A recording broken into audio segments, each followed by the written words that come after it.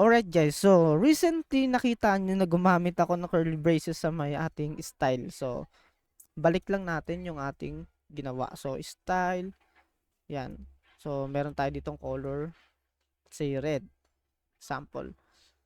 So, etong ginamit natin na braces dito sa React. So, napaka-importante na itong braces. Alam nyo kung bakit?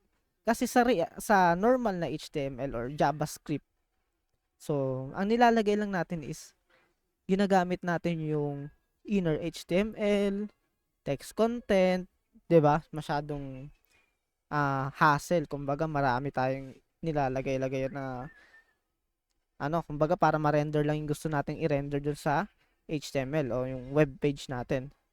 But actually dito sa React is pinadali na naman ng ating buhay, no? Kung paano na naman 'yon. So, ganito lang. So, instead, papakita ko sa inyo muna kung paano yun. So, meron tayo ditong H1, di ba, na may hello Ichan. So, ayan. So, gusto ko maging dynamic siya. So, paano maging dynamic, dev Ichan? So, ganito. Ibig sabihin, yung value na nilalagay natin dyan is dynamic. So, hindi siya statically na nilalagay lang natin dyan. So, ang gusto kong dynamic is, kumbaga, automatic kung ano yung gamitin natin maging value dun sa variable natin. So, ganon. Ganon ang point ko. So, paano natin gagawin yun? So, ang unang-unang natin gagawin is, syempre, kailangan natin ng declaration na variable. So, mag-declare lang tayo ng variable. Let's say, name. So, wag na name. So, let's say, username. Yan. Equals yung ating value. So, let's say, Ichan. Yan. So, meron tayo ditong username na variable. Kung makita nyo, medyo dark blue siya kasi unused. So, hindi pa natin nagagamit. O, yan o. But, it's never read. So, paano naman natin siya gagamitin sa React?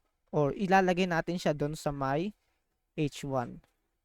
So, kung makikita nyo, meron tayong curly braces dito na nilagay para mabalyuhan natin yung mga style o yung mga properties doon. O mailagay natin yung mga properties doon sa style na attribute. So, ganito lang. Etong nakikita nyo na Ichan, so palitan lang natin yan ng curly braces muna. Again, yung syntax munang gawin natin. So, remember guys, kapag tayo ay nagko-code, so para mas mapadali yung ating buhay o mas mapadali yung memorization sa pagko-code. So, ang unang-unang ginagawa ko, personally, ang ginagawa ko is yung structure muna. Structure muna. So, bago ko siya i-dire-diretso yung nilalaman ng code. So, structure muna ang ginagawa ko. Like this, no? Yan, structure muna yan. So, halimbawa, H1 muna. Structure yan. So, yan. Dito, lagay natin yung ating variable. So, yan. So, sa curly braces na yan, ayun yung magiging output nyon. So, ibig sabihin, kapag gumamit tayo ng curly braces, ibig sabihin, ilalagyan natin ng laman yan. So, kapag ganyan kasi ginamit natin, so, walang mangyayari.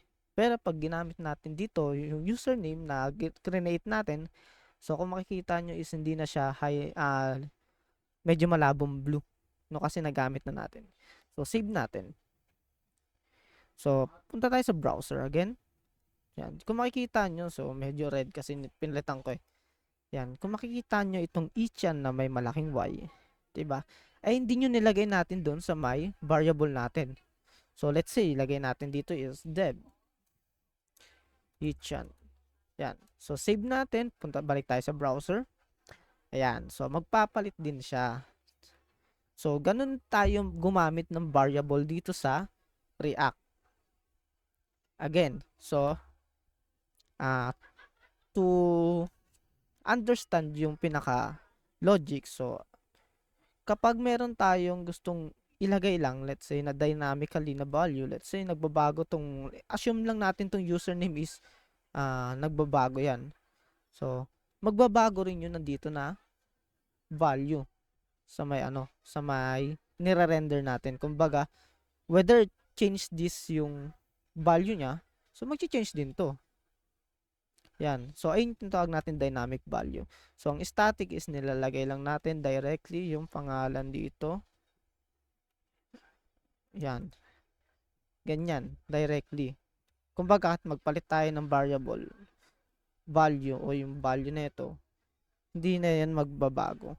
'Di ba? So, kasi hindi natin ginamit yung variable. So, ganun lang gamitin yung curly braces dito sa ating React. So, tandaan nyo, ito yung pinaka-importante dyan.